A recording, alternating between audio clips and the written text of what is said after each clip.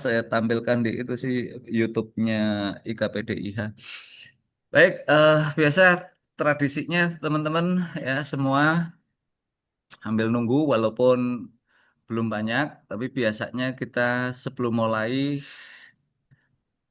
berdoa bersama dulu, mendoakan teman-teman satu angkatan. Jadi di angkatanku sudah ada dua yang mendahului. Terus kemudian teman-teman alumni lain yang juga sudah mendahului kita doakan semoga beliau nyaman berada di sisi Allah yang eh, Maha Kuasa. Kita berdoa dulu bersama ya.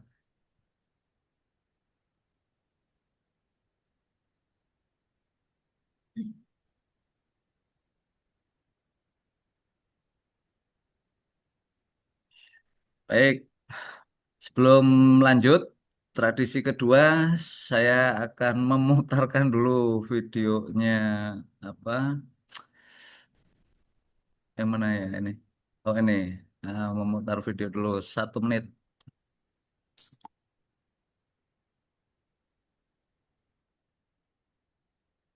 Ya.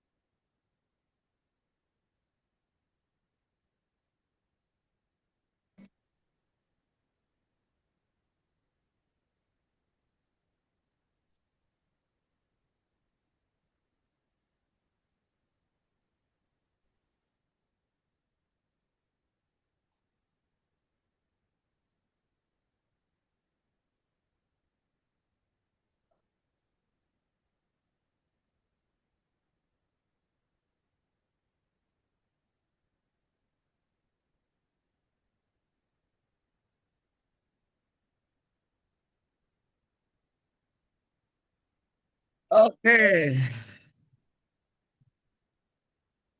Nah, ya itu apa memastikan kita apa ingat masa-masa perjuangan, masa-masa eh, sulit untuk menjalani proses ya, walaupun akhirnya tercapai, terpenuhi. Baik, sebelum saya serahkan ke Mbak Nina, saya perkenalkan dulu nanti moderatornya yang akan apa namanya mengatur acara ini itu Mbak Dr. Nina. Beliau angkatan 2013, angkatannya Levi ya Mbak Nina ya? Apa masih Mbak? Iya, saya seniornya, Pak. Oh, Levi berarti adiknya lagi 2014. Iya, saya Oh, oke, oke. 2013. Oke. Kakaknya Pak Sulaiman. Oh, siap, siap, siap. Oke, oke, ya. Pak Sulaiman, Pak Rustam Aji. Pokoknya angkatan saya yang serius-serius, saya aja yang enggak. Oh, alah. Si Mahrus juga. Mahrus seangkatan, Oh, enggak? bukan, bukan. Oh, Mahrus sama Levi. Ya, ada Bu kelas. Dewi Mustari almarhum. Oke, oke. Ya, pokoknya yang serius-serius biasanya Bu Derita Prapti. Oh, ya, siap, siap. Paham. Oke. Ya, yang serius-serius ya. Serius, serius. Nah, angkatanku laki semua 12 apa 16 lulus 12 jadinya kayak begini hasilnya. Oke, baik supaya ini apa bisa lebih banyak diskusi waktu dan tempat nanti apa saya serahkan ke moderator. Bro Irwan tadi Mbak Nina nanya itu CV-nya apa? Aku bilang nggak ada CV-CV-an, pokoknya alumni PDIH gitu, statusnya dosen nggak ada, pokoknya Eh, semuanya sama di sini, semuanya statusnya alumni gitu. Jadi aku jelasin itu udah. Yes, Oke. teman-teman yang mau sambil ngerokok silahkan, yang mau sambil makan minum silahkan, santai tapi kita apa serius untuk menyerap ilmu yang akan disampaikan oleh Bro Dr. Ahmad Irwan Hamzani. Silakan Mbak Nina, waktu dan tempat saya silakan. Terima kasih banyak Pak Willy atas kesempatan yang diberikan kepada kami. Baik, saya memperkenalkan diri dulu. Salam hormat, salam kenal untuk rekan-rekan semuanya, para alumni PDIH Undip. Nama saya Nina, di sini saya angkatan 2013. Baik, pada kesempatan kali ini tentunya kita sangat senang sekali meskipun via Zoom bisa bersilaturahmi, terutama setiap ada kesempatan berganti-ganti materi dan berganti-ganti mengaktualisasi daripada para alumni.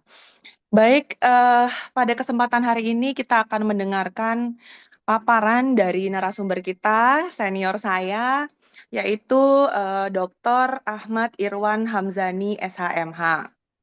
Nah, pada kali ini kita akan membahas mengenai Scopus, mitos, fakta, eh, itu mahal atau sulit. Nah, rekan-rekan sekalian tentunya sudah pernah ataupun sering lah ya menjadikan Scopus itu adalah sebagai salah satu momok pada saat awal memasuki perkuliahan di PDIH. Itu juga saya alamin ya.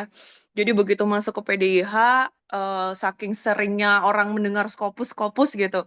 Kalau mau S3 harus punya jurnal di Scopus.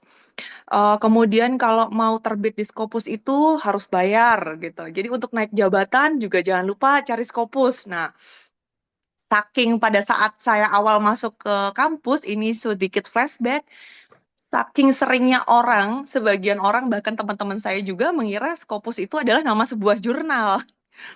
Padahal sebenarnya nggak sesederhana itu ya. Scopus adalah memang sebuah basis data ilmiah yang memang setelah berjalannya waktu kita bagaimana cara menembusnya ternyata sebuah basis data ilmiah internasional yang diterbitkan oleh salah satu penerbit besar yang isinya seperti perpustakaan raksasa ya. Ada perindeksnya, kurasinya, kemudian bagaimana pelacakan publikasi jurnalnya, proceedingnya, hingga buku-buku akademik yang tentunya memiliki standar yang ketat ya. Jadi seperti Google Scholar versi upgrade atau premium gitu ya. Jadi memang kita butuh proses dalam mempelajari yang namanya Scopus.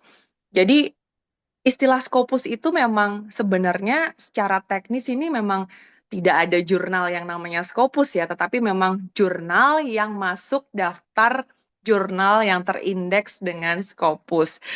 Jadi istilah populer itu memang jurnal Scopus itu memang lebih praktis di dalam percakapan sehari-hari ya, tetapi sebenarnya pemahaman daripada konteks Scopus itu yang harus kita pahami. Kenapa sih ada kewajiban untuk publikasi dan harus Scopus dan bagaimana terindeks Q1, Q2, Q3 dan bagaimana sih riset yang mengandalkan rekam jejak yang terpublikasi di Scopus. Tentunya narasumber kita Pak Ahmad Irfan Hamzani eh, akan mengupas dan memberikan pencerahan kepada kita untuk bisa nantinya bagaimana kita tetap bisa konsisten di dalam penulisan, terutama bisa menembus ke jurnal Scopus. Baik, untuk waktu dan tempat, mungkin berapa menit ya? 15 menit, nanti sambil sharing-sharing yang lain. Waktu dan tempat, Bapak Dr. Ahmad Irwan Hamzani, SHMH, monggo Pak, kami silahkan. Ya, bismillahirrahmanirrahim. Assalamualaikum warahmatullahi wabarakatuh. Selamat malam semuanya saja. Tuh. Yang saya hormati dan berbahagia rekan-rekan semua, khususnya Pak Ketua, ya, Dr. Willy Parianto. Alhamdulillah pada malam hari ini saya bisa bergabung untuk sharing bersama dengan materi barangkali yang berbeda dengan diskusi sebelumnya, itu tentang Scopus ya. Judulnya unik ya, dan itu menggambarkan realitas yang berkembang di kalangan akademisi ya, bahwa Scopus itu antara mitos, fakta, mahal dan sulit. Itu memang realitas yang ada dalam mindset para akademisi. Pertama, Scopus itu mahal. Nah, ini mindset yang dominan ya di kalangan akademisi.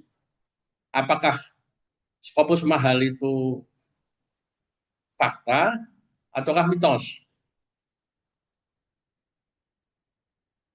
Berdasarkan pengalaman dan pengetahuan yang saya miliki, itu lebih banyak mitosnya. Ya. Jadi karena mitos ini yang dominan, Scopus yang mestinya itu sebagai media untuk kita bisa membangun portofolio ilmiah secara global, ya, membangun referensi global, ya, tidak dikenal di kampus-kampus top dunia, itu malah jadi momok. Ya. Ini karena ada persepsi-persepsi yang keliru, yang barangkali itu berdasarkan pengalaman senior-senior kita sebelumnya yang kemudian terus-menerus itu dipupuk ya, dan akhirnya menjadi ya, semacam dogma ya, bahwa Scopus itu mahal. Nah, Scopus mahal bagi penulis ya, ini saya konteksnya adalah penulis. Itu mitos atau fakta? Ya. Fakta bahwa publikasi di Scopus ada yang bayar, ya, ada yang murah, ada yang mahal. Kemudian fakta yang lebih banyak lagi, ternyata publikasi di Scopus itu lebih banyak yang gratis daripada yang bayar. Nanti saya tunjukkan datanya. Itu yang pertama ya. Yang kedua, ini juga antara mitos dan fakta. Untuk bisa publikasi di jurnal Latin Scopus, sulit ataukah mudah? Ini juga antara mitos dan fakta. Faktanya memang sangat sulit. Dan sangat sulit ini terutama bagi yang mau publikasi tapi artikelnya tidak ada. Nah, itu sangat sulit itu. Mau publikasi artikelnya nggak ada, mau nulis gimana mulainya ya tentu sangat sulit.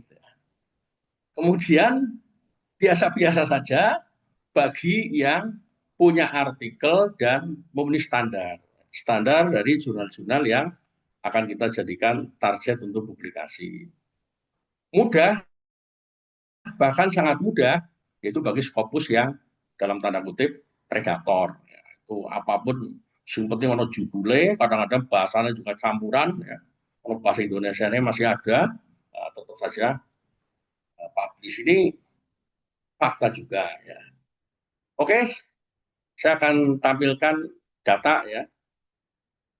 Kita perlu pahami dulu tentang landscape penerbitan. Ini saya bisa share materi enggak ini Pak Tua? Bisa harusnya. Gas. Oke, ya. Bisa Pak, monggo.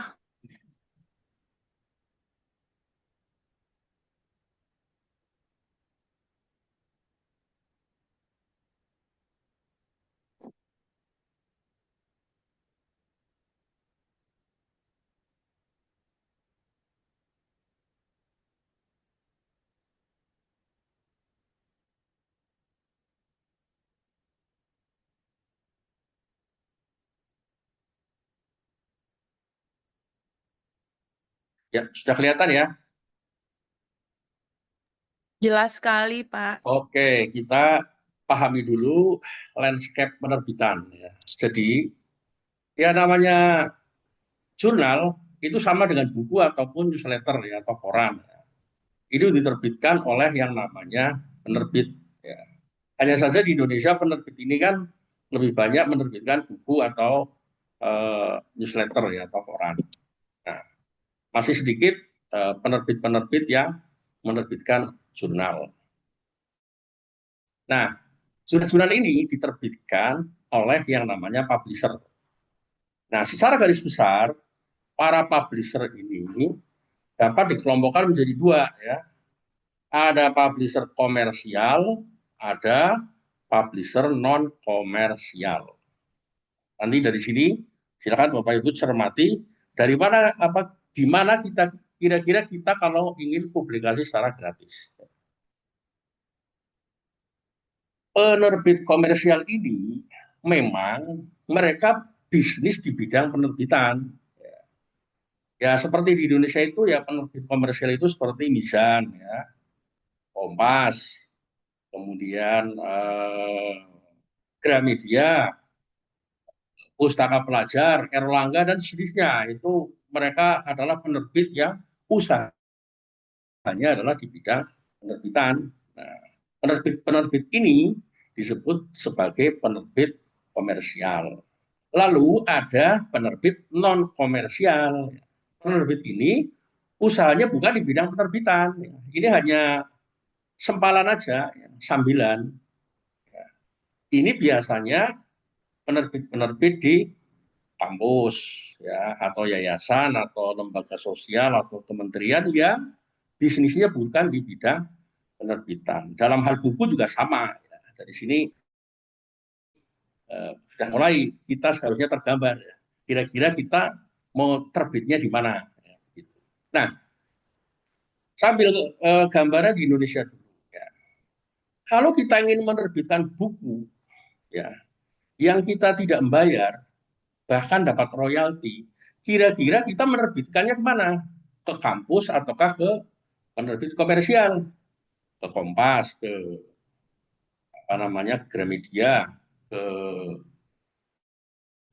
Erlangga, Pustaka Pelajar, Renanda dan sebagainya. Tentu ke sana, ya, bukan ke kampus. Karena apa? Kampus itu bukan bisnis di bidang penerbitan. Nah, ada juga ya penerbit-penerbit buku di Indonesia itu yang skopnya kecil. Mereka bisnis di bidang penerbitan, tetapi hanya melayani jasa penerbitan aja, tidak sampai pada mendistribusikan apalagi menjual. Nah, dalam dunia jurnal itu sudah juga sama. Hanya saja di Indonesia belum merambah ke sana penerbit-penerbit Indonesia. Nah, di dunia ya di seluruh kawasan dunia ini, ya, penerbit jurnal ini yang masuk kategori komersil itu seperti Elsevier, ya, Springer, Taylor and Francis, Wiley, ya, Sage, Emerald, Braille, Cambridge University Press, ya, Oxford University Press, dan lain-lain. Nah, penerbit-penerbit ini masuk kategori penerbit raksasa, penerbit besar yang menguasai dunia penerbitan. Ini baik jurnal maupun buku, ya, bukan hanya jurnal saja yang diterbitkan oleh mereka. Ini saya kasih data, ya. Elsevier sendiri mengelola jurnal yang terindeks Scopus itu jumlahnya ada 3.874 jurnal. Itu baru jurnal aja, ya. Kemudian Springer itu mengelola jurnal 3.318. Ya, ini saya bayar riset ini, ya. Kemudian Taylor and Francis mengelola jurnal 3.116. Lalu Wiley, ya, ini mengelola jurnal ada 2.272. Kemudian Sage mengelola jurnal 1.197. Ya, lalu Oxford University Press ini mengelola jurnal 495. Kemudian Cambridge University Press 422. Lalu Emerald 396, kemudian Braille ini 302. Lalu di bawahnya masih banyak lagi, ya, yang masuk kategori publisher komersial. Nah, publisher ini menerbitkan jurnal, menerbitkan artikel para penulis itu untuk dijual ke pembaca. Karena mereka menjual ke pembaca, ya, kalau zaman dulu sebelum era digital ya jualnya cetak. Sekarang era digital jualnya akses. Maka disebut sebagai close access. Ya. Orang mau mengakses itu harus bayar. Karena mereka menerbitkan jurnal untuk dijual ke pembaca, maka penulisnya gratis. Bahkan kalau kita menerbitkannya buku ke publisher besar ini, ya, itu kita dapat royalti ya, 15% rata-rata. Tapi kalau jurnal, ya, saya sudah tanya ya, via email, itu tidak ngasih apa namanya royalti. Karena apa? Penulis jurnal itu sudah dapat rekognisi, ya, pengakuan, dan juga bisa digunakan untuk penilaian-penilaian dan sebagainya. Jawabannya seperti itu. Nah, kemudian ada juga publisher komersial yang mereka hanya bisnis jasa penerbitan saja, ya, tidak dijual ke pembaca. Nah, karena tidak dijual ke pembaca, maka pembiayaan dan keuntungan yang diperoleh oleh publisher-publisher ini dibebankan pada penulis. Nah, contohnya adalah ini publisher MDPI ya. Biasanya banyak nih yang publish di sini ya. Hindawi, Frontier, PLOS, dan lain sebagainya. Ya. Dan jurnal-jurnal, mohon maaf ya, predator itu biasanya masuk di sini, yang dan lain-lain ini. Ya. Kemudian ini yang jebakan ini, ya, yang bawah ini. Ya. Ada publisher dalam kategori non-komersial. Yaitu siapa? Asosiasi keilmuan, perguruan tinggi, lembaga pemerintah, dan lembaga non-pemerintah. Idealnya, ya, karena mereka non-komersial, pembiayaan dan barangkali kalau mau nyari keuntungan, itu ada sponsor atau dibiayai oleh lembaga.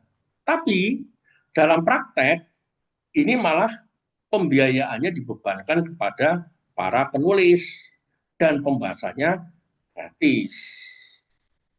Benang merahnya di mana? Kenapa kemudian mindset yang terbangun begitu kuat di Indonesia, publikasi di Scopus itu membayar? Karena, mohon maaf, ya, kebanyakan para akademisi Indonesia itu publikasinya di sini, di bawah ini. Ya. Mereka konsentrasi di sini, bagaimana berbondong-bondong mempublikasikan artikelnya itu di jurnal-jurnal kampus yang memberikan beban pembiayaan kepada penulis. Kalau di kampus-kampus Eropa khususnya, itu memang dibiayai oleh kampusnya dan itu gratis, ya baik pembaca maupun penulisnya. Ya, kalau di Indonesia, kebanyakan beban pembiayaan itu kepada penulis.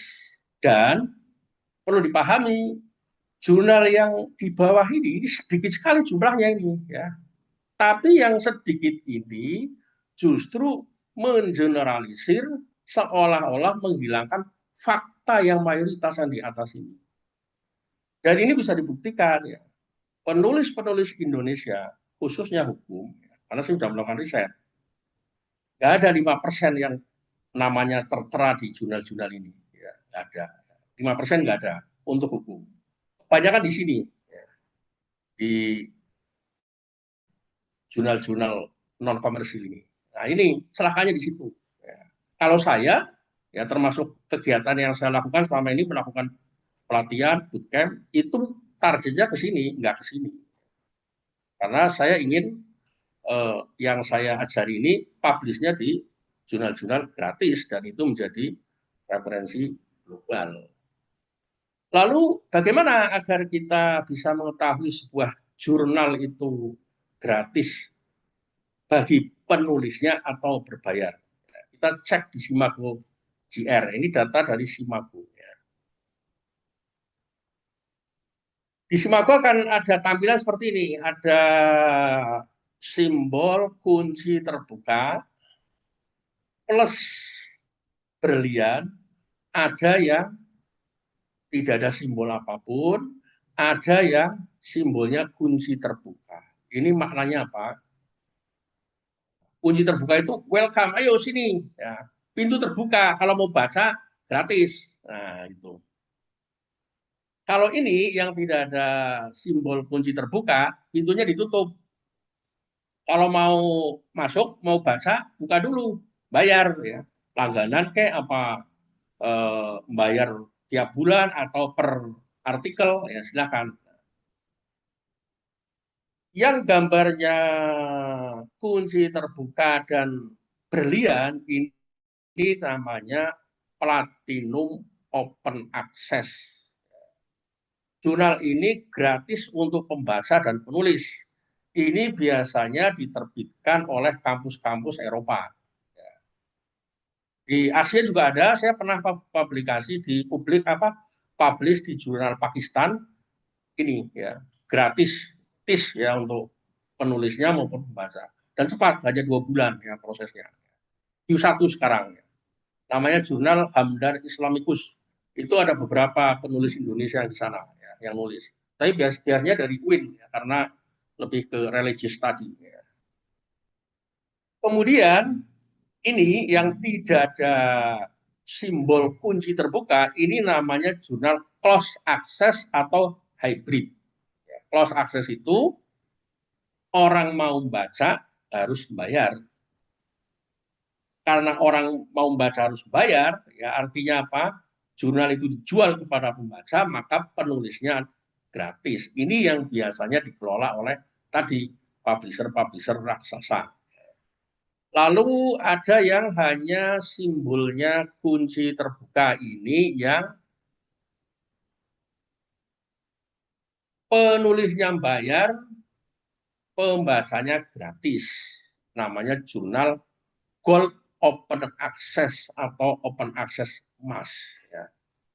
Ini perlu pahami. Dan mayoritas ya, 80% kurang lebih sebenarnya jurnal terindeks Scopus itu gratis untuk pembacanya. Jadi jangan kebalik. Gratis untuk penulisnya, ya, untuk penulisnya, pembacanya yang bayar. Dan ini saya kira logis, ya, logis ya. Loh kita mau mempublikasikan karya malah kita suruh bayar, itu kan aneh sekali.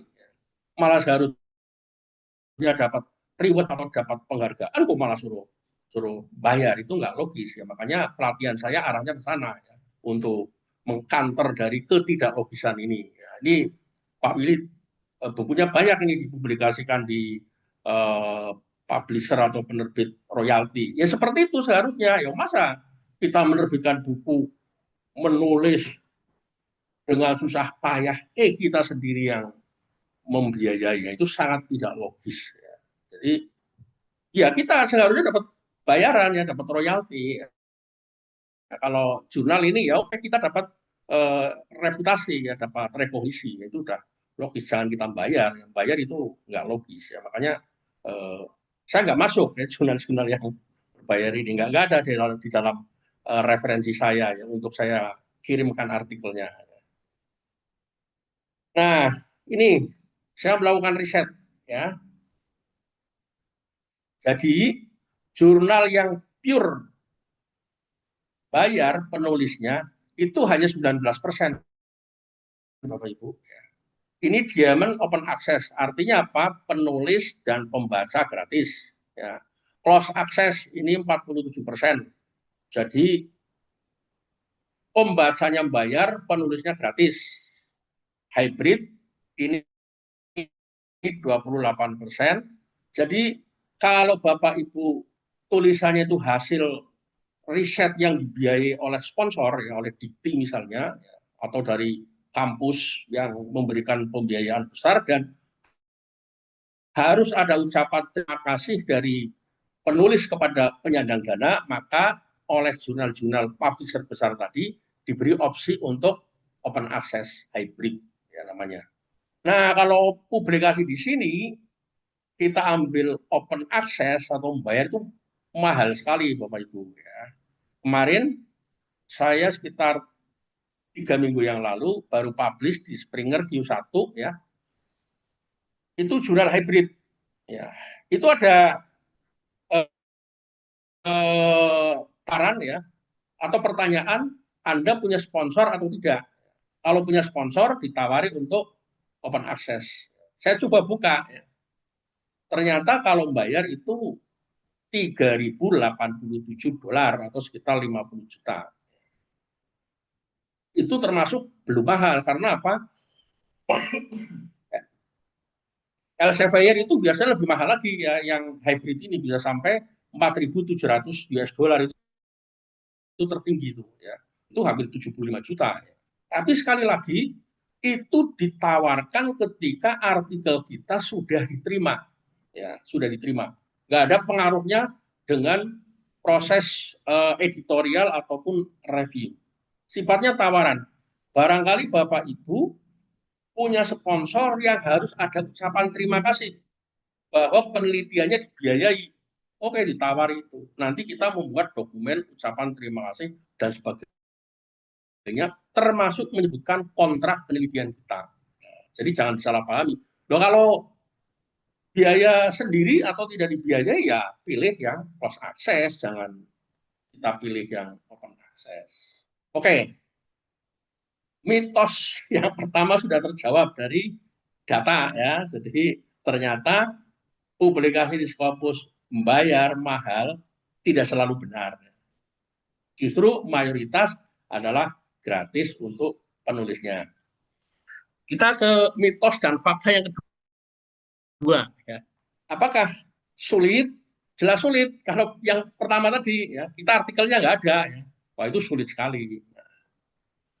Kalau artikelnya ada, nah tinggal artikel kita sesuaikan dengan standar jurnal yang kita tuju. Kalau kita mau menuju jurnal-jurnal dari publisher besar, itu memang harus berkualitas artikel kita. Kita ibarat, mohon maaf ya, nulis disertasi lagi, disertasi jilid kedua. Ya. Karena memang harus seperti itu, sulit ya. Itu disertasi jilid 2 kalau menurut saya. Jadi kalau kita ingin tembus di sana, ya setarakan kita menulis disertasi. Nah, pertama ya ini judul. Tentu kita harus mengikuti style jurnal-jurnal target. Ya. Umumnya kan jurnal-jurnal itu ada di Eropa ya, di Belanda, di Inggris, di Jerman, di Perancis. Ya. Kalau judul artikel kita tinjauan yuridis, ya mungkin orang sana tertawa, ini maksudnya apa? Gitu kan. Kita harus mengikuti style Inggris sana. Ya. Nah ini, ya. Tapi nanti ada caranya mudah. Ya. Jadi termasuk metode ya, mohon maaf ya, metode penelitian kalau kita terpaku pada buku-buku yang ada di Indonesia ya, mohon maaf ya, itu hitungan jam sudah di reject. Jadi beda ya. Di dalam buku-buku metode penelitian di Indonesia, di Fakultas Hukum, itu yang masih sering digunakan itu metode komparatif dan ini hermeneutik, itu paling banyak ya. Atau sosiologis ya. Kalau yang normatif itu paling banyak ya komparatif yang paling banyak dipakai. Ya. Tapi ya kayak case tadi apa namanya pendekatan sejarah, pendekatan konsep itu jarang sekali. Biasanya komparatif. Ya. Mengapa komparatif? Ya nanti bisa saya jelaskan. Kemudian abstrak. Ya, ini abstrak umumnya ya kalau tidak ada ketentuan khusus itu berisi latar belakang, tujuan, metode, klaim temuan, originalitas, dan kontribusi. Kecuali dari Emerald itu beda ya, abstraknya. Dia minta langsung tujuan. Ya. Dia pakainya nanti kita bikin abstrak terstruktur namanya. Kita isi secara online. Ya. Tapi kalau di luar Emerald itu umumnya ini. Ya. Ada latar belakang sekitar maksimal 3 kalimat. Ya. Pendek. 1, 2, 3 kalimat pendek. Tujuan, metode, klaim temuan, originalitas, kontribusi itu harus ada. Ya. Bahkan kalau masih tahap awal pengiriman itu kalau bisa tulisan background ya, dikasih tulisan ya, bold ya, biar jelas begitu. Lalu pendahuluan ini isinya ini sudah umum ya, latar belakang, argumen, state of the art, research gap, permasalahan, novelty, urgensi. Ini rumus ya, harus termuat semua ini ya. Jadi ini satu paragraf ya. Atau kalau mau digabung ya berarti research gap dengan permasalahan, novelty dengan urgensi. Kemudian landasan teori ini yang perlu dipahami ya. Cari teori-teori yang relevan dan gunakan referensi primer yang citable. Citable itu artinya referensi itu baik dalam bentuk buku atau jurnal yang banyak disitasi. Biasanya nanti akan dikomentari sama editor atau reviewer. Kalau jurnal itu adalah landasan teorinya, kadang-kadang ada yang tidak ada. Ya. Jadi pastikan gunakan referensi yang banyak disitasi, ya. Baik jurnal maupun buku. Lalu metode benar-benar implementatif, ya. Gunakan referensi primer yang kredibel, ya, buku. Nah, misalnya kalau buku, ya gunakan buku terbitan Springer, terbitan Sage, ya, terbitan Taylor, ya itu boleh dibilang kata kunci ya, jangan gunakan buku-buku penerbit yang tidak dikenal oleh publisher-publisher besar. Apalagi buku bahasa Indonesia ya, sementara disingkirkan dulu ya. Kemudian pembahasan ya biasa, ada data, ada teori, ada analisis, ada refleksi. Nah, kemudian kesimpulan ini juga ada rumusnya ya. Kesimpulan ini isinya adalah jawaban permasalahan, keterbatasan, dan rekomendasi penelitian selanjutnya. Ini harus muncul ya, satu paragraf. Lalu yang tidak kalah pentingnya adalah referensi yang digunakan, prioritas dari jurnal-jurnal atau buku terindeks Scopus atau dari publisher besar. Ya, ini mereka sangat sensitif untuk ini ya. Ya, kalau bisa 80% ya, ini harus dari jurnal atau buku yang terindeks Scopus. Jangan gunakan yang bahasa Indonesia, kecuali itu data primer ya. Kalau bukan data primer, ya cari buku ataupun jurnal yang berbahasa Inggris yang terindeks Scopus. Nah, ini tentu untuk memenuhinya sangat sulit. Tapi saat ini dengan adanya AI, ya, kita bisa jadikan AI ini sebagai alat bantu.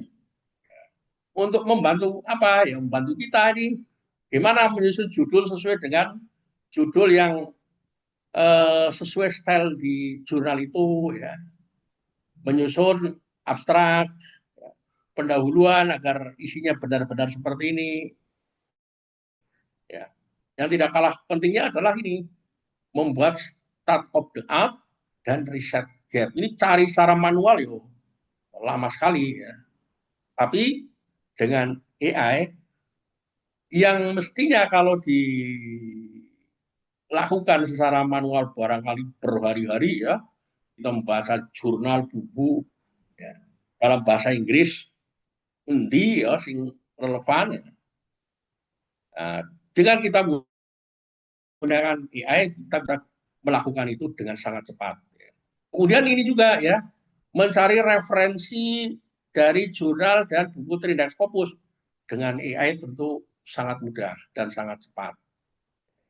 Jadi ketika kita bisa menggunakan AI tidak terlalu sulit ya untuk memenuhi artikel dengan standar jurnal-jurnal dari publisher besar.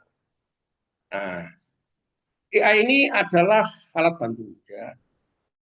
Jadi kombinasi antara kita sebagai peneliti dan AI sebagai alat bantu dan kendalinya ada pada kita.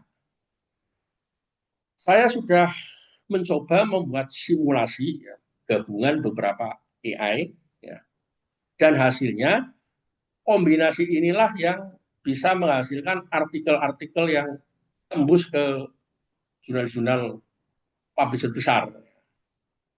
Ada ChatGPT untuk menyusun outline, penyuntingan, dan translate bahasa. Ya, jadi Bapak Ibu yang bahasa Inggrisnya seperti saya bisa nggak ada persoalan ya. Dan tidak perlu menggunakan jasa penerjemah, jasa proofreading, menggunakan Google Translate sudah tidak perlu ya. Pakai ChatGPT aja. Ya. Yang penting promptingnya. Ya, kalau promptingnya benar, maka akan menghasilkan kualitas translate yang sesuai dengan standar jurnal Q1. Lalu kombinasi yang kedua adalah Site AI. Ini untuk apa? Untuk menyusun paragraf, membuat citasi, dan mengumpulkan referensi. Jadi membuat paragraf, membuat citasi, mengumpulkan referensi, jangan pakai ChatGPT, nanti nggak jadi, nggak sesuai. Lalu ada Scopus AI. Ya. Ini untuk apa? Mencari referensi yang semuanya dari Scopus. Kemudian yang ketiga, kita gunakan Zotero. Ya. Barangkali Bapak Ibu familiar dengan Mendeley. Kalau kita menggunakan AI itu kurang kompatibel. Nanti problem ya kalau kita menggunakan Mendeley. Paling kompatibel adalah menggunakan Zotero. Apalagi ketika nanti citasinya itu menggunakan style yang full note. Ya, kalau dulu istilahnya kan footnote, ya sekarang istilahnya adalah full note. Ya, apakah Chicago ataukah Harvard? Nah, itu kalau menggunakan Mendeley yang versi terbaru problem. Kecuali Mendeley desktop yaitu masih lumayan, tetapi akan ada kesulitan juga. Yang direkomendasikan adalah menggunakan Zotero. Lalu yang tidak kalah pentingnya adalah harus divalidasi secara manual dan semi manual. Kita validasi. Jangan sampai data atau informasi yang diberikan oleh AI itu ternyata halu atau tidak sesuai. Undang-undang kita cek betul enggak undang-undang nomor sekian tahun sekian tentang ini. Kadang-kadang kalau kita diberikan oleh ChatGPT bisa ngawur itu. Apalagi kalau undang-undang di luar negeri, wah kita harus betul-betul validasi manual, kita download, cek ya. Kalau masih dalam bahasa misalnya ya, bahasa India, tulisan India, minta dulu ChatGPT untuk mentranslate atau AI yang lain, baru kita cek. Itulah validasi. Jadi saya ibaratkan gini, seperti kita nyambel. Yang nyambel kan kita. Ya. Kita perlu uleg-uleg atau blender, perlu pisau untuk ngiris, ya. Lalu perlu kompor kan. Nggak bisa kita nyambel hanya menggunakan pisau saja. Ya. Kalau mau gerus, ya, lombok dan sebagainya kan itu kalau nggak di blender kan pakai uleg-uleg, nggak mungkin pakai pisau. Ya. Tapi kan kendalinya ada pada si penyambal itu. Nah ibaratnya seperti itu ya kalau kita menggunakan AI. Ya. ChatGPT kita gunakan untuk membuat citasi ibarat pisau ya yang mestinya untuk ngiris daging atau ngiris sayur kita gunakan untuk ngulek-ngulek, nggak pas. Begitu juga ya misalnya ya, kita ingin referensinya semua dari Scopus lalu kita serahkan kepada ChatGPT itu juga sama ya. Ibarat mau sambelnya digoreng ya, kompornya mana gitu. Ya, jadi harus perpaduan itu. Dan sekali lagi kendalinya ada pada si penyambal tadi, yaitu kita. Bapak Ibu, ya barangkali masih ada yang debatable ya tentang bagaimana penggunaan AI untuk menulis karya ilmiah. AI itu dibuat untuk digunakan, bukan untuk diperdebatkan, apalagi ditolak. Percuma ya, karena apa itu sudah digunakan. Justru ini ya, ini berdasarkan pengalaman saya ngajar MPH, ini yang diwaspadai adalah mahasiswa S1 maupun S2. Mereka tidak dengan benar menggunakan AI, hanya menggunakan ChatGPT, Gemini, apalagi gratis, untuk menyusun tesis, itu isinya halusinasi itu. Ya. Cek referensinya, ya boleh dibilang mungkin 90% itu fiktif atau halusinasi. Atau kalau itu dilakukan secara manual, namanya fabrikasi. Ya, kalau sekarang menggunakan AI, istilahnya adalah halusinasi, ya, atau mereka membuat sitasi tapi sebagai ilustrasi saja. Dan ini ada risetnya, ya, di Australia dan Amerika. Ya. Kita baca di jurnal, problem yang dihadapi oleh perguruan tinggi ketika mahasiswa menggunakan AI untuk penulisan karya ilmiah adalah halusinasi. Jadi mereka menggunakan data fiktif yang dibuatkan oleh AI, khususnya ChatGPT, Gemini, dan sejenisnya. Jadi problem dari AI itu bukan plagiat. Ya. Kalau plagiat aman, karena apa? Misalnya ChatGPT, yaitu didesain untuk menyusun kalimat yang benar-benar unik, ya, yang tidak ada duanya. Bahkan kalau kita perintahkan lagi, ya, hasilnya beda kan? Maka jangan khawatir dengan plagiat. Ya. Yang ada adalah halusinasi. Ini contoh Turnitin yang saya lakukan terhadap artikel saya, ya, dulu di awal-awal. Kalau sekarang saya sudah nggak perlu menturnitin lagi. 2%, 1%. Jadi jangan khawatir. Kalau dulu standarnya adalah 25%, 15%, tinggalkan itu. Sekarang 5% itu sudah tinggi. Ya. Jurnal-jurnal publisher besar itu maksimal 5%, ya, untuk apa namanya, untuk similaritas. Ya. Dan mereka nanti akan menyajikan kolom tentang etika atau keterbukaan dalam penggunaan AI. Kita centang. Nah, keterbukaan atau etika penggunaan AI yang dibuat oleh para publisher besar ini, itulah yang saya kombinasikan tadi. Bagaimana kita menggunakan ChatGPT untuk brainstorming atau menyusun outline, ya. Bagaimana kita menggunakan AI lain untuk mencari citasi dan sebagainya. Itu sudah sesuai dengan standar yang dibuat oleh para publisher besar. Itu Bapak Ibu kalau submit pasti akan membaca itu. Ya. Keterbukaan atau standar penggunaan AI. Dan ini mungkin, ya, untuk para mahasiswa dalam surat pernyataan tentang keaslian karya ilmiah itu perlu ada itu. Dan yang tidak kalah pentingnya adalah gimana mereka diajari menggunakan AI secara benar. Ya, itu problem. Ya. Kemudian hal-hal yang perlu diperhatikan dalam penggunaan AI. Ya, makanya tadi saya sebutkan ini ibarat kita menulis disertasi jilid 2. Ya. Ingat, misalnya penelitian lapangan. Ada data primer yang dari wawancara, observasi, angket, partisipasi atau tes atau eksperimen, atau penelitian kepustakaan yang datanya itu berupa dokumen masih tersimpan sebagai dokumen pribadi. Belum bisa kita akses secara daring atau secara digital. AI tidak bisa mengarang itu. Kalau kita paksakan AI untuk mengarang, kita submit aja nggak bisa. Karena apa? Nanti akan ada dokumen-dokumen yang harus diisi. Kaitannya dengan wawancara, observasi, angket, ya, dokumen yang belum bisa diakses secara publik, itu ada di publisher besar itu. Ya.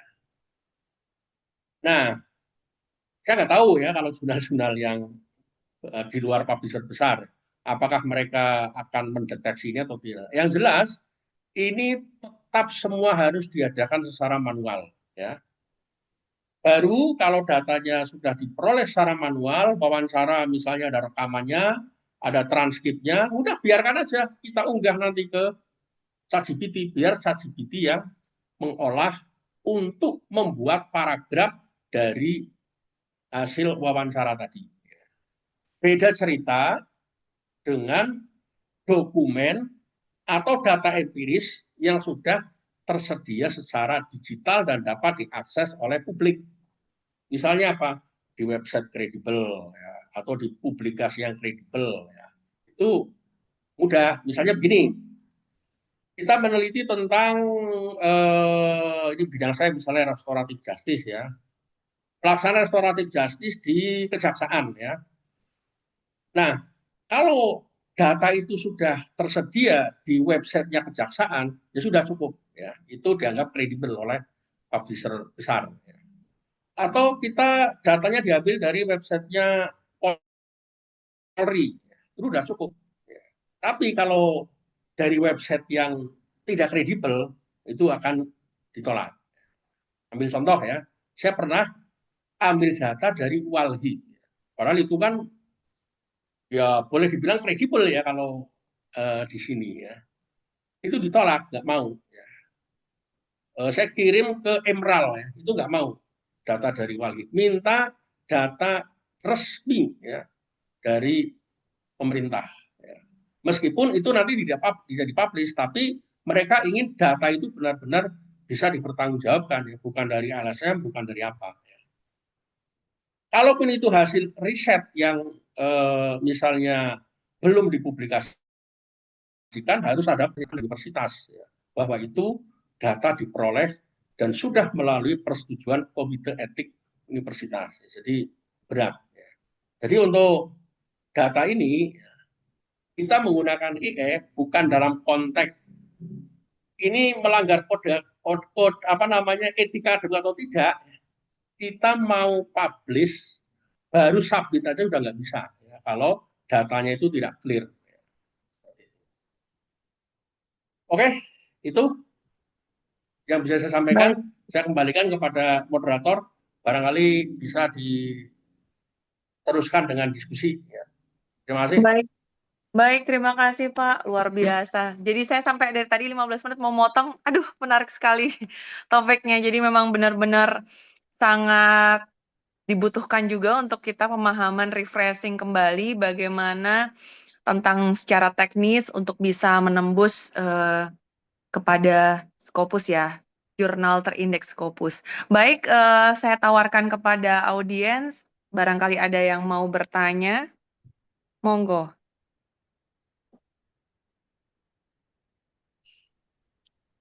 Mungkin Izin bisa raise hand, yang mau bertanya, monggo bisa raise hand. resen. Boleh ikut nimbrung, Monggo, Bau monggo, Dokter. silakan, Pak Ya, Ahmad. Assalamualaikum warahmatullahi wabarakatuh. Waalaikumsalam warahmatullahi Wabarakatuh. wabarakatuh. Pak Dokter Ahmad, saya ini namanya Ahmad juga. Oke, Saya ya, pengennya seperti sama. Bapak kelihatannya, yang pinternya kayak begini ini angel gula Waduh. nih. Wah, pinter apa, Pak? Iya, ini rumusnya saya Dr. Willy tidak nih yang pakai ahli C, nih. Bapak pakai C gitu ya.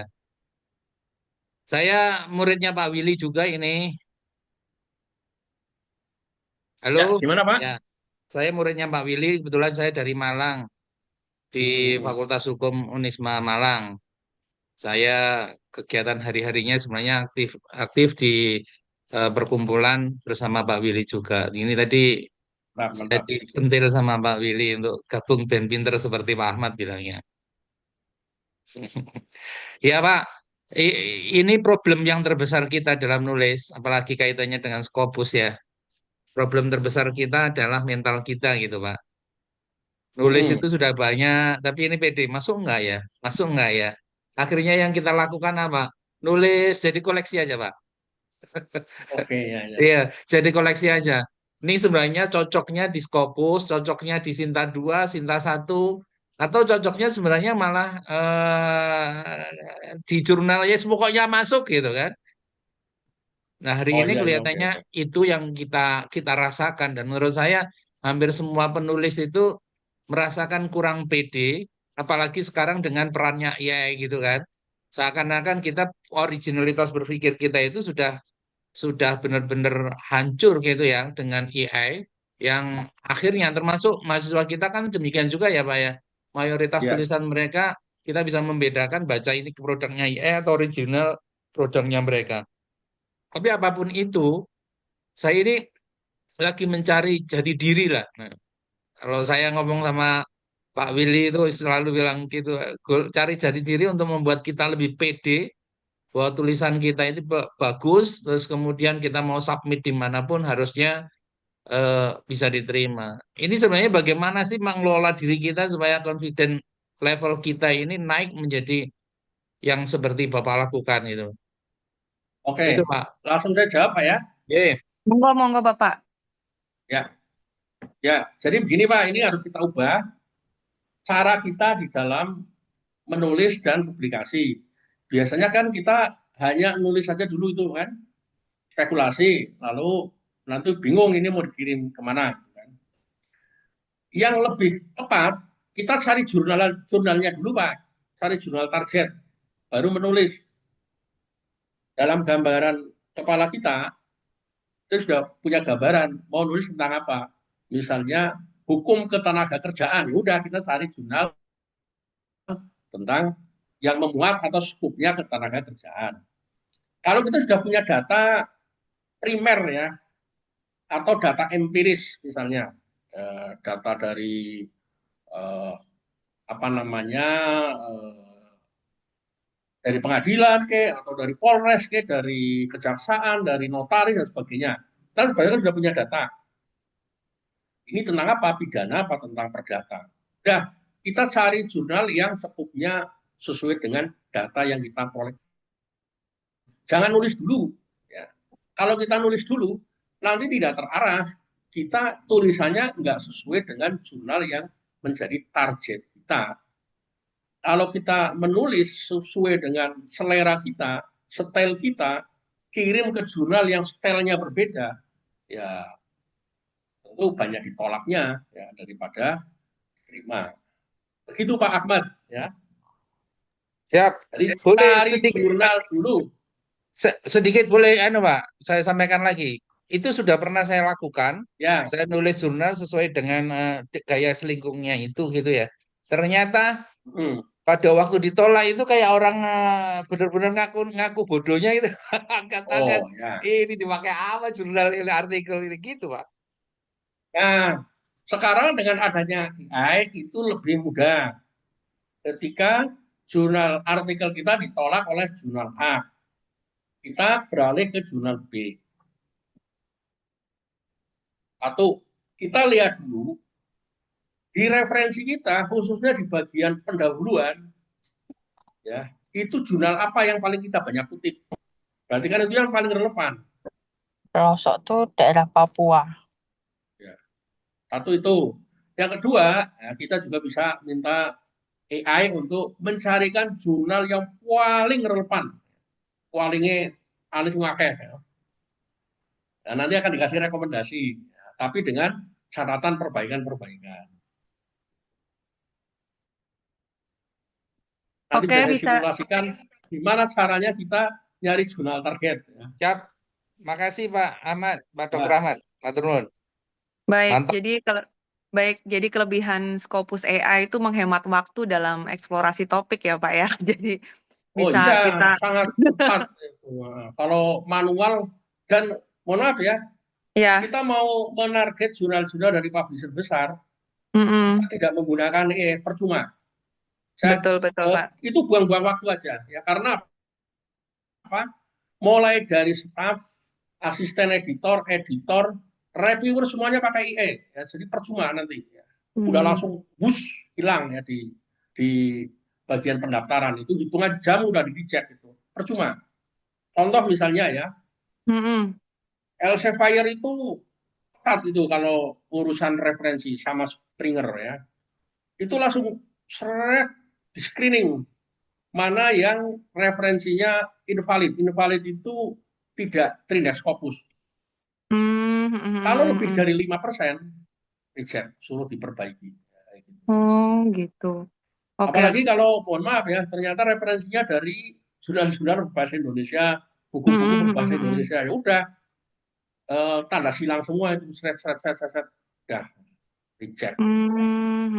Percuma ya. Iya, jadi research gap-nya itu kita temukannya lebih cepat gitu ya Pak ya. Ya, Research lebih cepat. gap-nya Ya. terutama dengan apa namanya topik dan tren riset yang memang bisa diterima sama mereka ya Pak ya. Ya, ya.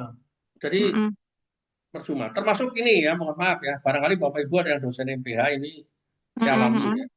Kalau nggak bisa AI, mending semedi dulu 1 semester jangan ngajar. Itu ditertawakan mahasiswa betul itu. Ya. Karena apa? Ini saya uji coba tes mahasiswa Oke. S1, S2 ya. Simulasi semua bawa laptop ya. Kita nyusun judul plus poin-poin latar belakang dan permasalahan. Nah, saya belum ngasih kode boleh pakai IE atau tidak. 100% mereka ngadep ChatGPT atau Gemini. 100% itu. Baik S1 maupun S2. Lah, kalau kita nggak ngerti gimana, itu ditawarkan itu sama mahasiswa itu. Betul Kalau betul Pak, kita betul. ngasih teori, gimana cara menemukan masalah, datang ke seminar, Mm-mm, mm-mm. melihat fenomena, membaca ini, di depan ChatGPT sama Gemini, udah selesai itu. Betul betul Pak. Betul itu. Jadi Rekomendasi. harus belajar AI dulu itu yang dosen MPH. Dan ini memang referensi yang paling cepat ketinggalan dengan era AI ini adalah metodologi penelitian itu. Ya, itu benar-benar Hmm. ketinggalan sekali ya kalau kita tidak mengikuti. Oke, benar-benar. Ini juga mungkin bisa nantinya yang para akademisi juga menyampaikan kepada mahasiswa juga bahwasanya mahasiswa yang belum tahu tuh juga ada treatment untuk mengajari cara Scopus AI-nya seperti apa gitu ya Pak. Ya, Mungkin masuk betul. ke akun Scopusnya, ketik topik penelitian di kolomnya seperti apa, Ya, atau betul. climate change atau apa itu tentang topik besarnya apa gitu. Jadi pada saat nanti ditelusuri topik-topik terkait ataupun connecting topiknya nanti juga apa namanya bisa membantu dalam penulis untuk menentukan Hmm, apa ya literaturnya ya Pak ya, menentukan visual betul. map-nya gitu ya Pak ya. Hmm. Betul. Baik, ada lagi yang ingin ditanyakan. Ini topiknya sangat menarik sekali. Jadi kalau saya rasa nanti bisa berlanjut ke topik Betul. berikutnya. Mungkin Bapak juga bisa membuka peluang dalam kolaborasi riset nanti. Supaya kita juga lebih terbina. Mungkin yang belum publikasinya selancar Pak Ahmad, mungkin kita juga bisa lebih dibantu seperti itu. Mungkin membuka juga peluang untuk kolaborasi riset ya, Pak. Baik, rekan-rekan sekalian, silahkan barangkali ada yang mau sharing ataupun ada hal-hal yang ingin ditanyakan oleh Pak Dr. Ahmad, kami silahkan. Ya, aku Potensi ya, Mbak Moderator. Oke, monggo, monggo, Pak Ketua. kalau Pak Ketua sudah ngomong kita minggir ah. Ini Mas Ahmad juga ini dokter juga nih Bro Irwan. Dia Oke, dari oke. apa Malang atau apa. Terima kasih sudah gabung nih di tongkrongannya IKPDIH Undip ini. Bro, sebenarnya aku merasa kayak begitu dengar cara itu, saya itu nulis buku sudah 4, terus di Kompas, di mana-mana, dan tidak pernah menggunakan dan nggak ngerti metode itu gitu toh. Jadi begitu tadi Mbok ceritain kayak gitu, waduh, aku eh, apa ya? Apakah masih harus tetap dengan seperti aku adanya yang ini atau aku juga harus mesti belajar misalnya kayak tadi itu apa itu hanya bisa untuk jurnal toh atau bahkan nulis buku atau lainnya atau seperti apa sih ini awam banget bener aku nggak ngerti cuma Oke, oke, ya. eh, ya terus Jadi, itu yang pertama nanti dulu oke, tak oke. tanya lagi. Oke, oke. Banyak Jadi, sekali nih. ini AI itu ya ini untuk konteks penulisan ya. Mereka kan berdasarkan data yang sudah dimasukkan ya.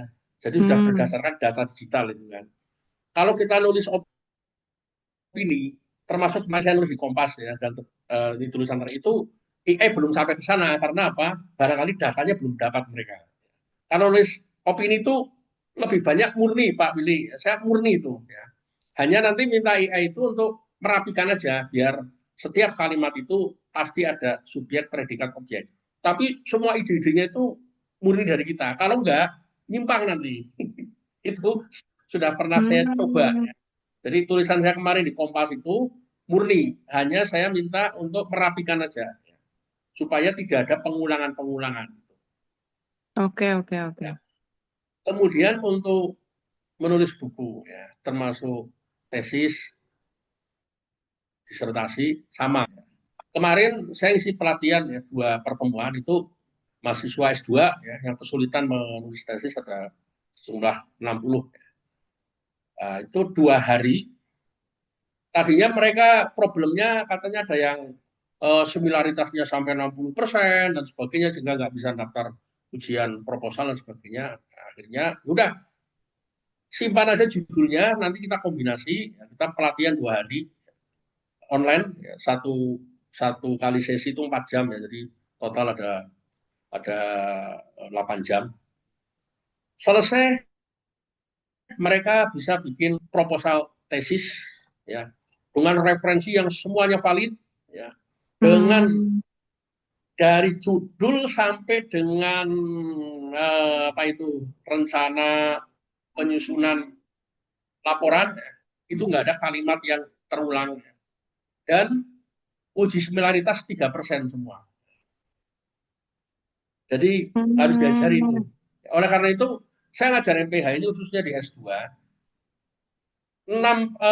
7 pertemuan itu khusus pakai AI ini. Gimana cara mereka menyusun dari judul sampai dengan nanti laporan penulisan. Dan alhamdulillah dok, biasanya kan yang ngajar MPH itu kan dosen-dosen senior ya. Ya. Mereka tahu diri udahlah saya di pertama aja, nanti urusan praktek ente semua gitu kan. Karena saya sendiri ternyata ini kayak ini digerendengi mahasiswa begitu. Karena dia apa namanya belum mengerti AI, bahkan melarang, ternyata mahasiswanya malah bingung. oke, oke, oke. Jadi kalau ada mahasiswa S3 ini yang nggak selesai-selesai, perlu dikarantina itu dari AI seminggu selesai itu. Aduh, Sudah aduh cuci luar gudang. biasa. Baik.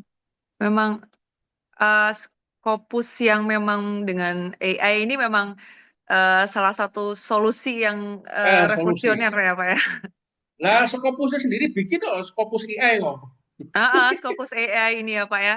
Memang salah satu kalau saya bilang revolusioner ya Pak.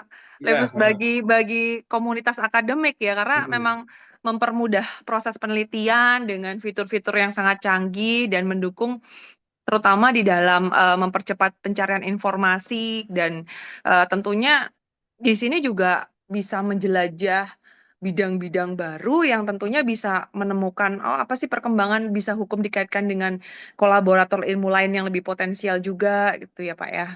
ya Jadi betul. menarik sekali Pak. Baik, silakan Pak Willy ada pertanyaan lanjutan atau rekan-rekan lain yang mau sharing, monggo. Karena topiknya sangat menarik sekali nih. Ya silahkan monggo loh. Ini harusnya kayaknya memang mesti ngasih pelatihan kelas kamu mestinya bro kayak begini nih. Harus ini udah harus satu pertemuan lagi nih. Kayaknya belum selesai nih Pak. Sangat menarik sekali. Jadi dari apa sih fitur-fiturnya mungkin bisa di Ah, compare gitu kan. Mungkin bagaimana sih visual topic maps-nya atau filternya seperti apa. Mungkin nanti bisa dijelaskan kepada kami untuk bisa bagaimana nanti untuk connected topic supaya kita tuh nyantol ke sananya tuh seperti apa gitu. Oke, Itu Jadi saya menarik coba kasih sekali itu. simulasi ya. itu monggo ada monggo silakan. Mbak Oke Novi. ya, saya kasih simulasi Bentar kaitannya bro. dengan tadi pertanyaan Pak Ahmad ya. Kita nulis dulu ataukah nyari jurnal dulu ya. Saya Betul sarankan betul monggo sebaiknya monggo. nyari jurnal dulu. Oke. Ya.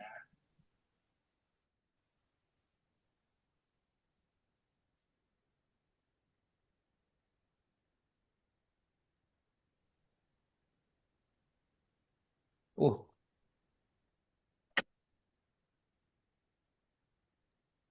Izin Mbak Menanti, Mbak Nina sama Bang Willy. Boleh Oke, tanya nih. monggo. monggo monggo. Eh, Monggo sebentar sambil beliau Pak Ahmad menunggu menjelaskan, boleh dipending dulu pertanyaannya, Ibu? Pending Ibu dulu, Novi, ini saya sedikit simulasi. biar Pak Ahmad menjelaskan dulu sebentar, J. Ya, Boleh, boleh.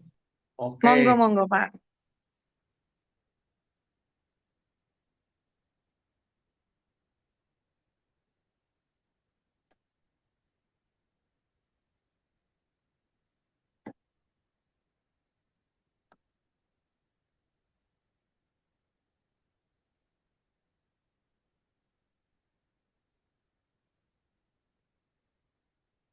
Ya, kita masuk ke Simago ya.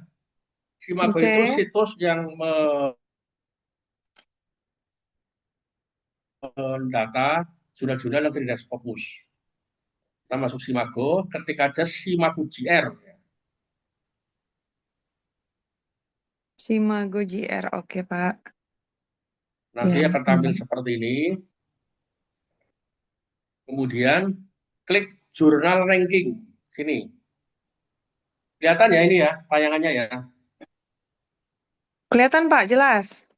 Oke, jurnal ranking nanti akan muncul seperti ini. Nah, di sini kalau hukum itu masuknya social science ya. Klik cari yang social science. Nih, Oke, klik. ya Pak. Social Science. Kemudian nanti di masih tunggu ya. Di bagian ini all subjek kategoris kita pilih law. Pilih law. Oke, wow. Ya. Sudah.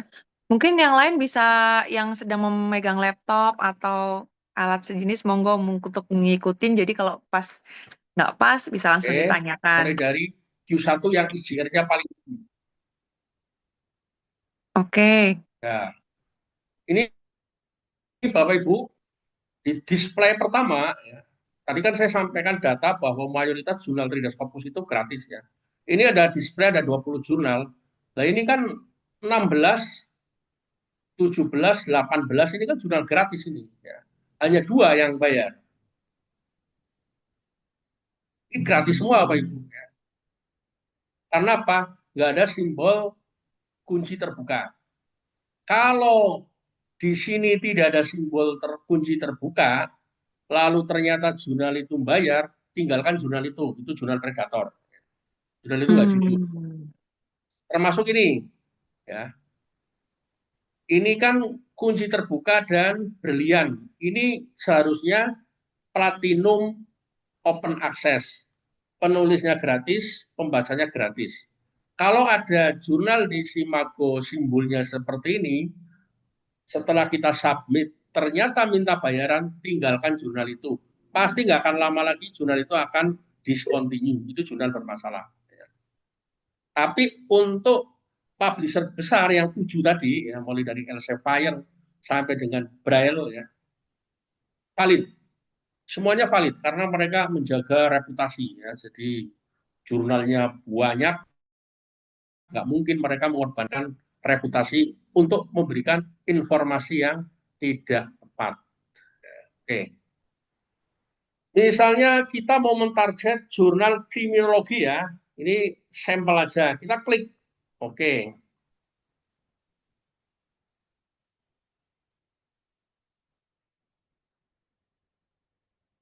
Oke. Wah, ini penerbitnya adalah Wiley, Bro Willy. Jadi nama aslinya itu adalah John Wiley and Son ya. Jadi ini publisher milik keluarga ya. Ini gratis ya. Ini tentang hukum ya. Kemudian ada kesehatan ya, dan seterusnya. Nah, skup jurnal ada di sini. Kita bisa tahu jurnal ini skupnya apa aja. Bisa baca di pahami siji-siji ya. Tapi kelamaan kalau saya ya. Kita perintahkan IE aja untuk mempelajari ini. Copy ya. Ctrl C. Kalau baca kan kelamaan kan, ya udah. Jadi AI ini saya posisikan sebagai asisten ya. Ibarat kita dosen senior, kita punya dosen junior ya, itulah sekarang IE, dosen junior kita. Kita masuk ke ChatGPT. Nah, ChatGPT ini ada berapa ya? Empat skema. Gratis, Go, Plus, dan Premium. Gratis itu ya nggak bayar. Uji coba nggak apa-apa lah, gratis. Tapi kita nggak bisa mengunggah file. Lalu Go, ini lumayan lah, itu sebulan 75.000 ya. Sudah bagus. Nah, kalau sekedar untuk menulis karya ilmiah, yang Go udah cukup. Kemudian ada yang Plus, itu sebulan hampir 400.000 ya, 389.000. Itu lebih bagus. Yang paling canggih adalah premium per juta, per bulan 2 juta ya langganan. Kalau saya langganan biasanya ini ya, antara Go dengan Plus.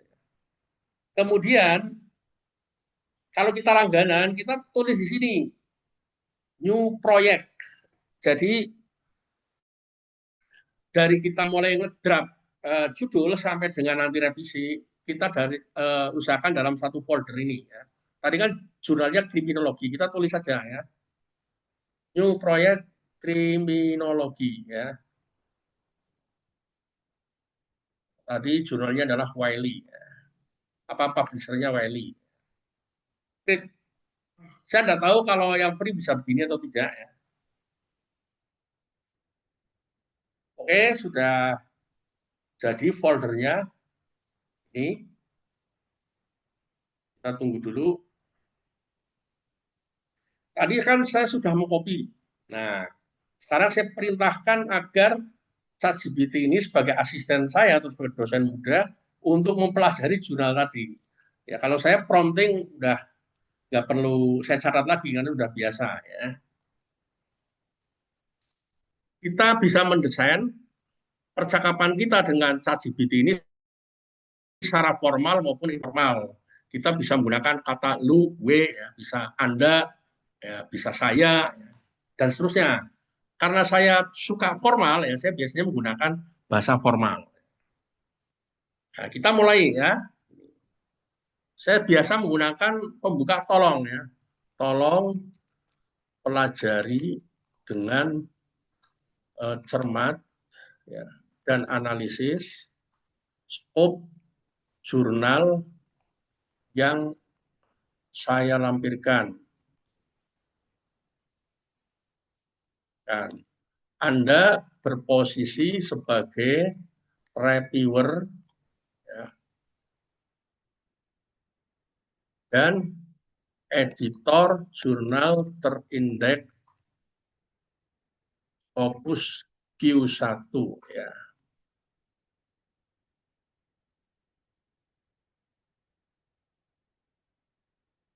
Lalu rekomendasikan tema atau judul yang paling relevan dan aktual dengan skop jurnal tersebut agar artikel yang saya kirimkan nanti potensial untuk diterima. Berikut skop jurnal. Kita tes di sini ya.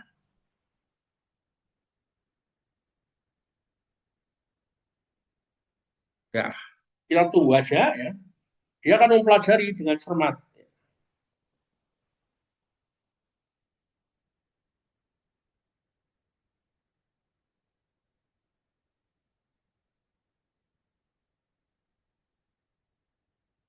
Dan seterusnya, bla bla bla bla bla ya. Nah, dia akan bekerja sesuai dengan prompting kita. semakin prompting kita detail, ya, maka hasilnya semakin bagus. Dan seterusnya, ya tidak perlu kita baca, yang jelas dia sudah merekomendasikan beberapa judul sesuai dengan scope jurnal tadi.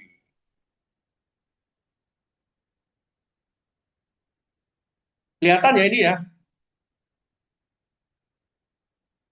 Halo Bapak Ibu, kelihatan nggak? Sangat jelas, Pak. Oke, Terlihat, ya Pak. kita tinggal cocok yang mana. Dia sudah merekomendasikan beberapa judul, dan ini judulnya sesuai dengan style dari jurnal yang kita target tadi, tidak mengikuti style kita di Indonesia. Nah, kita bisa mentranslate ke dalam bahasa Indonesia ataupun tetap dengan bahasa Inggris. Kalau kita sudah cocok dengan salah satu dari judul ini, lalu selanjutnya kita buatkan outline dulu, ya, dari pendahuluan, kemudian landasan teori jika jurnal itu mensyaratkan ada landasan teori, kemudian metode, hasil penelitian dan pembahasan, lalu simpulan. Nah, setelah itu kita pelajari kira-kira dari outline tadi ini membutuhkan data empiris enggak? Data lapangan, implementasi. Nah, kalau membutuhkan data empiris, ini bisa kita peroleh melalui website tidak yang tadi saya ceritakan. Kalau bisa kita peroleh cukup dengan mencari website, nanti kita perintahkan AI yang lain atau ChatGPT itu suruh mencari sampai ketemu, ya. Nah, kalau itu perlu data empiris dan ternyata data empiris itu sudah tersedia di website, kita ambil. Nah, nanti kita masukkan di outline. Kalau ternyata perlu wawancara dan kita ingin wawancara, ya berarti kita wawancara. Ya. Kalau wah kayaknya ini nggak perlu wawancara deh, kita coret aja wawancaranya, cukup pakai data empiris dari sumber sekunder, enggak apa-apa.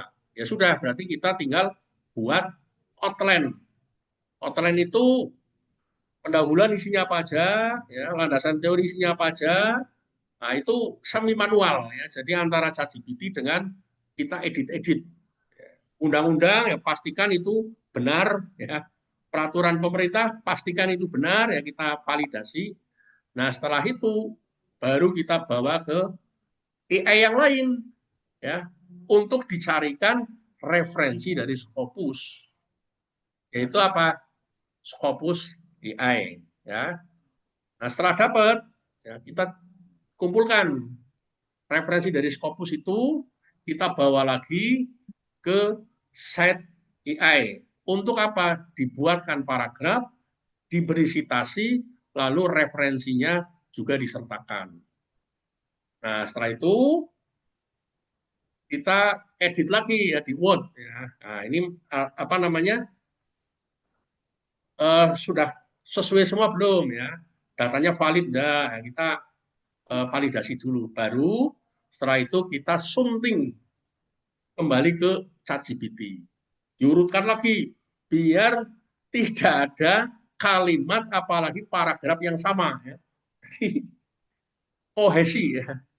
Benar-benar nyambung dari pendahuluan sampai dengan simpulan. Nah, kalau sudah cocok, baru kita translate ke dalam bahasa Inggris. Gitu. Alurnya seperti itu kalau kita menggunakan AI yang biasa saya gunakan. Jadi tidak cukup hanya satu. Saya biasanya 3, ya. ChatGPT, Scopus AI, dan Site AI. Oke, itu ya sedikit simulasi. Saya kembalikan kepada moderator dan tadi ada pertanyaan, ya silakan. Baik, terima kasih. Aduh, luar biasa, sangat jelas banget. Luar biasa sekali. Jadi tambah pengetahuan dan refreshing kita untuk malam ini. Jadi malam tuh terasa sangat singkat sekali, Pak. Baik, tadi Ibu Dr. Novi, monggo Ibu untuk pertanyaan selanjutnya. Terima kasih, Bu Nina. Suara saya Izin, sudah Ibu. didengar. Izin. Sangat jelas, Ibu. Kami dengar. Salam kenal Bu Nina, saya Bu Novi. Saya angkatan 2015 di Oh, Nje, salam studio. kenal juga Ibu. Pak Willy, selamat malam begitu. Salam. Kalau Pak Willy mungkin saya sudah ini ya, sudah sering sudah sering mengenal begitu melihat begitu beliau di PDIH begitu ya. Saya izin off cam Bu Nina begitu. Monggo, monggo, monggo. Pemateri yang luar biasa malam hari ini, luar biasa ilmunya yang sudah di-share begitu ya. Mudah-mudahan juga menjadi amal jariah buat panjenengan. Ini saya juga baru tahu ini terkait dengan eh, publikasi di jurnal internasional begitu. Untuk pemateri begitu terkait dengan jurnal internasional yang Scopus Q1 tidak memungkirinya. Tadi saya sebenarnya juga sependapat ya dengan tadi yang disampaikan oleh pemateri begitu bahwa kita yang neliti, kita yang kita yang nulis, tapi kita ketika publikasi dimintai begitu ya, disuruh bayar kan begitu bahasanya tadi kan begitu, sehingga ini secara logika tidak bisa diterima begitu kita yang berusaha kita yang neliti istilahnya kita yang nulis tetapi hasilnya juga ketika mau dipublikasikan kita disuruh bayar. Nah itu saya sependapat sekali itu. Kemudian yang kedua itu adalah terkait dengan eh, publikasi di internasional ini kita tidak memungkirinya di beberapa universitas begitu karena saya juga dari universitas begitu itu ada semacam calo begitu Pak Dokter begitu. Nah, Aduh, calo-calo kalau iya bahasanya mungkin begitu Pak Dokter Irwan begitu ya, calo begitu. Nah, calo ini yang kemudian dia mengambil kesempatan mungkin ya, mengambil kesempatan dalam kesempitan mungkin karena kita butuh begitu untuk publikasi, sedangkan calo juga butuh kan begitu ya sama-sama ya butuh oke. sehingga itu tadi. Nah, bagaimana sih tips dan triks begitu ya untuk menghindari calo itu tadi itu yang pertama karena saya yakin banyak ini bahkan eh, bahkan ini ya dalam kutip ya calo itu juga juga juga dari kalangan dosen kan begitu ya tidak memungkirinya begitu sehingga kadang kita diberikan arahan dari calo justru itu menyesatkan bagi kita gitu ya sehingga sehingga banyak dosen yang kemudian instan begitu Pak Dokter. Mhm. Ya, tidak mau melalui proses yang panjang, tidak mau mendeteksi apakah ini skopusnya ini berkualifikasi atau tidak, ya. Tetapi dia melalui itu tadi, dia mau proses yang instan. Oke, jadi bayar berapa, pokok penting publikasinya di situ. Nah, kemudian yang ketiga, ketika kita publikasi di jurnal begitu ya, setelah kita yang berbayar itu tadi ya, yang disampaikan tadi di awal berbayar sekian, tetapi kenyataannya ketika setelah publish, ternyata dia discontinue. Nah, mungkin tips dan triks begitu ya untuk kita begitu mungkin khususnya saya yang masih belajar begitu ya. eh, Bagaimana sih untuk menghindari seperti itu? Kita tahu bahwa setiap jurnal memang setiap tahun dia melakukan akreditasi. Nah, apakah ada cara-cara atau langkah yang harus kita lakukan? Nah, itu. Ini banyak pertanyaannya, kok curhat ini, sisi Oke, oke, curhat. oke, ya. Sudah bisa menangkap dan itu fenomena umum ya. Ya, kemudian ini satu lagi. Nah, ini saya kira mungkin apa ya perwakilan dari teman-teman khususnya teman-teman ketika nulis begitu di jurnal internasional khususnya hukum kita ini apakah benar ketika kita mencari sebuah jurnal khususnya hukum ini sangat sangat susah. Ya, sangat Ya. susah itu artinya untuk skup kita misalnya beberapa hukum yang keilmuan hukum ya, yang kemudian ada hukum tata negara, hukum pidana. Nah, ini yang kemudian ketika kita mau memasukkan tulisan kita di jurnal yang ingin kita sesuaikan, yang itu tadi tulisan kita, hasil penelitian kita, ini agak susah karena memang ketika seceng itu minim sekali gitu Pak Dokter Ridwan. Nah, Ya, ya. ini mohon arahannya begitu. Kira-kira langkah apa yang harus kita eh, bisa lakukan begitu. Terima kasih. Mudah-mudahan berkah barokah dan bisa di apa ya, ditindaklanjuti begitu ya. Tidak hanya sekali, memang betul karena ini butuh aplikasi begitu saya kira, karena ini secara teori tapi aplikasinya nanti mungkin di sesi selanjutnya. Begitu. Terima kasih. Mohon maaf. Assalamualaikum warahmatullahi wabarakatuh. Waalaikumsalam Assalamualaikum warahmatullahi warahmatullahi wabarakatuh. wabarakatuh. Ya, Terima kasih Bu Dr. Novi. Monggo Pak Ahmad langsung ya, dijawab. saya sudah bisa menangkap beberapa poin. Yang pertama, calo, ya, itu lumrah dan itu malah banyak diminati. Ya. Malah kalau diajak untuk latihan menulis sendiri, malah males ya, lebih suka pakai calo. Dan biasanya calo itu ya akan nyarinya ke jurnal-jurnal yang dia punya koneksi. Kalau enggak, ya berarti ke jurnal predator. Nah, gimana caranya? Ya kita submit sendiri. Ya tadi sudah saya kasih tahu langkahnya, kita buka Simago. Ya, nanti materi bisa saya kasih ke Pak Willy ya. Itu ada daftar publisher yang bonafide ya. Jadi pastikan jurnal itu dari publisher besar tadi, Elsevier, Springer ya, Taylor and Francis, Wiley, Sage, ya, Emerald, Oxford University, kemudian Cambridge University, Braille. Sebenarnya ada satu lagi ya, Mary Ann Leiber, ya. Itu juga banyak. Dia lebih banyak menerbitkan jurnal-jurnal hukum lingkungan. Itu ada sekitar 100 jurnalnya. Ya. Langsung submit sendiri aja ya. Jadi nanti akan banyak pengalaman di situ. Tolak biasa. Nah, kalau lolos itu luar biasa. Jadi, dengan kita ditolak nanti bisa belajar kesalahannya. Betul Yang Pak. kecil nanti kalau ditolak karena sekarang pakai IE mudah ya, kita tinggal ubah sedikit-sedikit, begitu mudah. Kalau dulu mungkin manual kita ditolak stres, sekarang enggak, gampang aja ya. Tinggal direvisi ya, kita. Tapi memang perlu belajar Bu ya. Saya sendiri belajar ya beberapa kali ya. Belajar IA itu ya berkali-kali ya, ikuti pelatihan, webinar dan sebagainya. Kemudian gini Bu, jangan fokus ke jurnal Mohon dari untuk universitas ya. yang tidak Jangan. bicara untuk di-mute karena narasumber sedang berbicara. Mohon yang lainnya untuk di-mute supaya tidak ada kebocoran. Terima kasih.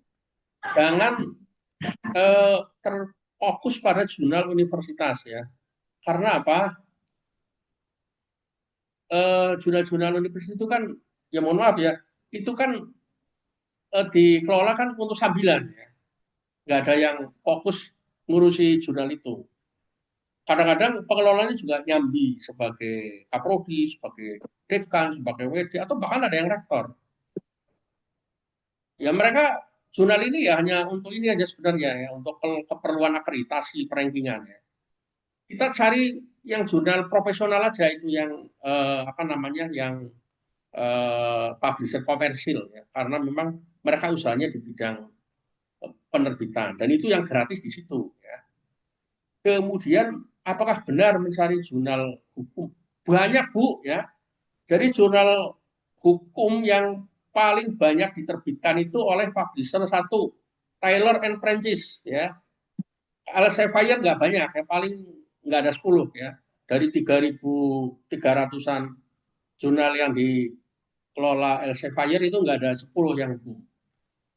Paling banyak adalah dari Taylor and Francis, ya mungkin 100 lebih ya. Sage itu juga banyak sekali.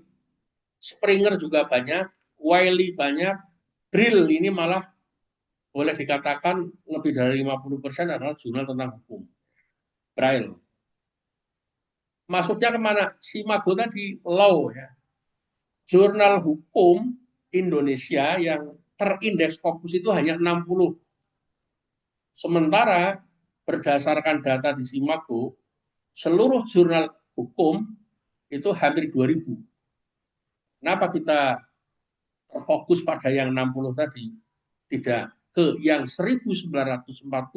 Disitulah peluang kita untuk bisa mempublikasikan artikel kita lebih besar ya, daripada kita berebut ke jurnal-jurnal yang dikelola universitas. Sudah jumlahnya sedikit, yang ngantri juga banyak ya, belum lagi di situ ada S3-nya, itu pasti mahasiswa S3-nya akan ngantri di situ.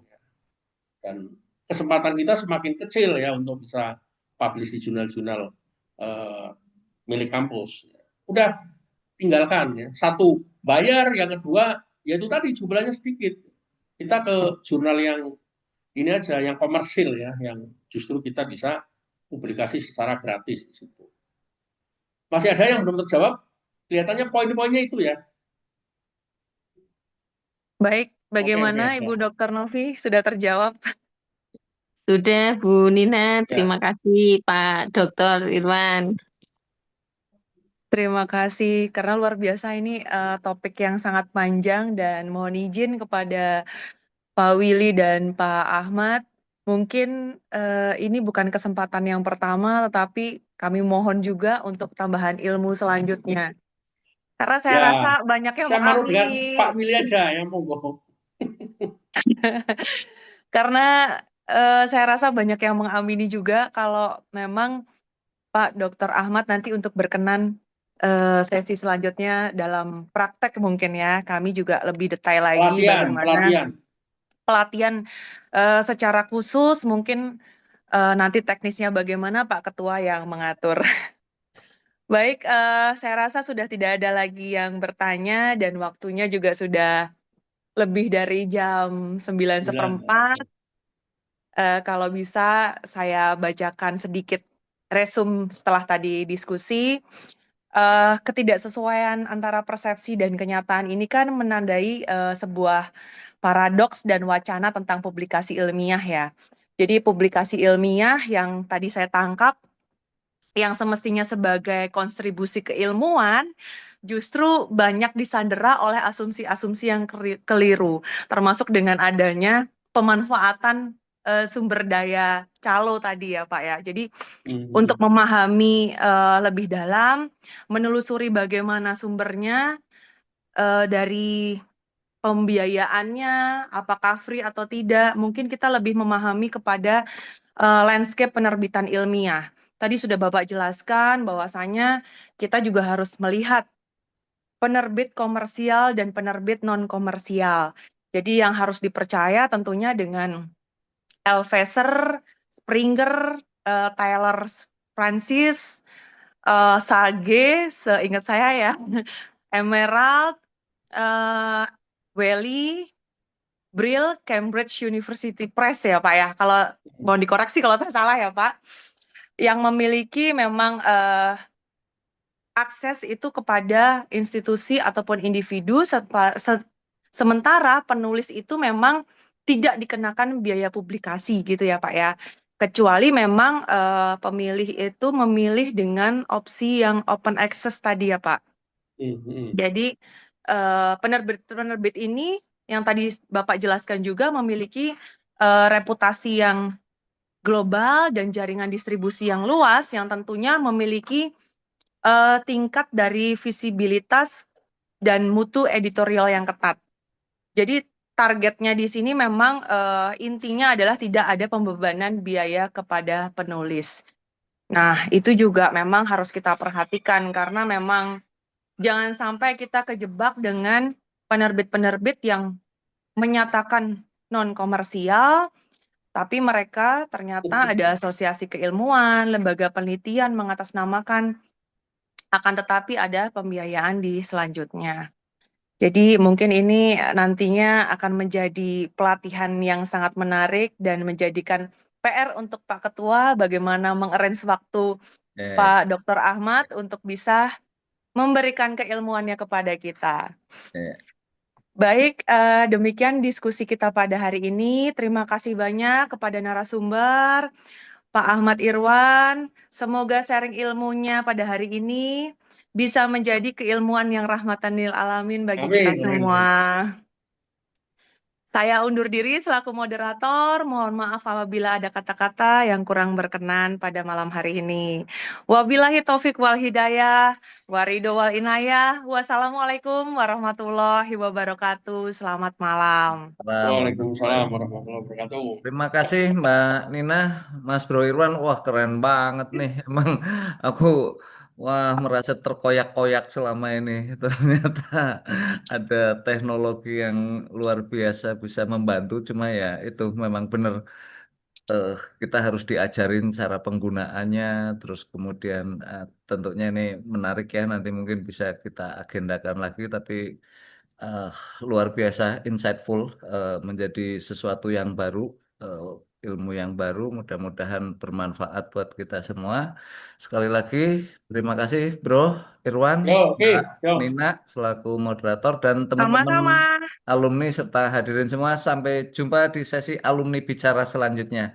Terima kasih. Makasih. Terima Wassalamualaikum kasih. Waalaikumsalam Monggo. warahmatullahi warahmatullahi wabarakatuh. wabarakatuh. Assalamualaikum. Oke. Semuanya izin live. Ih, makasih Bro ya. Yo, oke, Mas sampai Mahendra. jumpa ya. Ya, keren-keren bro, sumpah asli lu keren. Ini live-nya gimana, Sa? Wir sehat. Yuk.